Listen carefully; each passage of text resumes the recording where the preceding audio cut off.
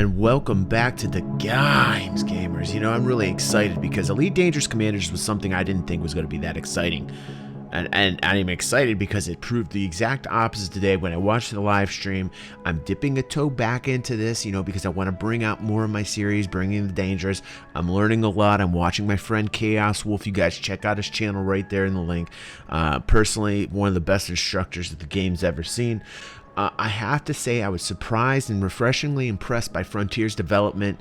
The most recent presentation of its commanders, I'm just amazingly shocked. The clarity of detail in all 50 presets with both male and female characters was rather astonishing, and I was even impressed by the depths at which the tools gives you on the customization side. The foundations are definitely more than there.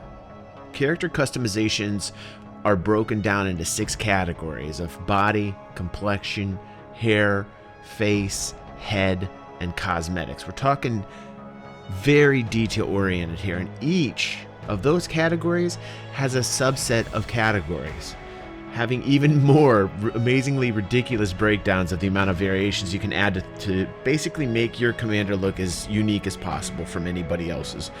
This is probably one of the more detail oriented character customizations on a game that I have seen, and this is a pre-beta. I found that the individual sliders that they had within each category were just vast, and I really think Frontier just hit a home run on this. I think the tools available here in the pre-beta just beckons to further detail being added to future patches, and what we're about to see is just going to be greatness when it comes to this. I was really impressed with what I saw.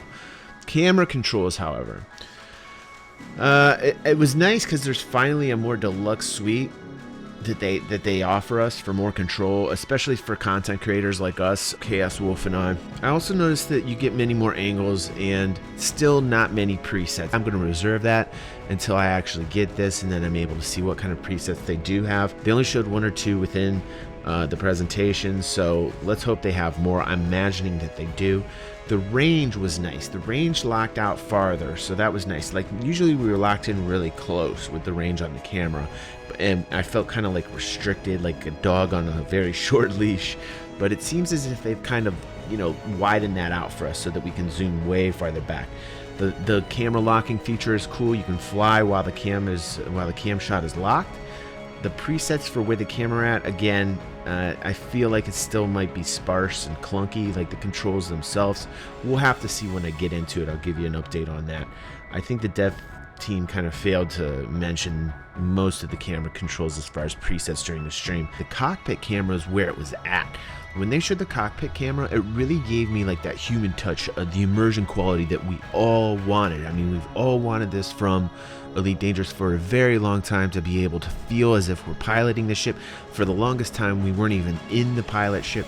We just felt like we were disassociated with it. This is going to give us that kind of connection that we needed to our ship. We're going to be in it, and you're going to be able to look around in the ship, especially with the VR headset would be really cool. They did mention that. But I feel like there's more work to be done with the camera controls. So we'll see. I'll update everybody on that.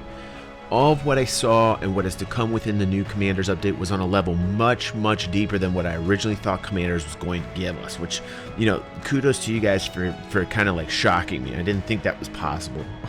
And since really I have been dipping a toe back into Elite Dangerous, I thought this was something that definitely sparked my interest back into the game, kind of like solidifying it and saying, okay, cool.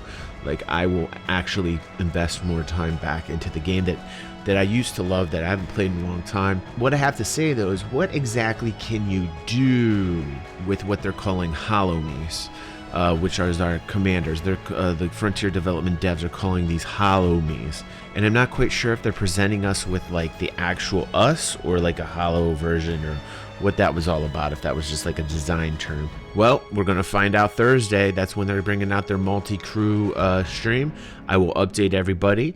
Let's try and shoot for a couple thousand views, maybe 100 likes or so, and I will definitely get on that, make sure that that is out posted for you guys on Thursday, so that we can get some answers as to what we can do with multi-crew, and like, will we be able to walk around? What are we going to be able to interact with? I think I can't wait for that. And also something I really thought was like really cool that we're going to go on the outro here was mega ships. What? I wasn't even aware of this. So like, imagine my surprise. I'm just like, whoa, like, wow, wait a second, you could dock on a mega ship. What are the plans with the mega ships? I feel like they're feeling that little bit of like competition with Star Citizen to create like larger style ships and perhaps more immersive atmospheres for 3D realism and character realism. Maybe they're going to bring in a couple more kind of player driven elements when it comes to like the actual characters. So we will see in future episodes. Let's see if we get the attention we deserve here on The Games. Thanks for watching and see you on the next vid, gamers.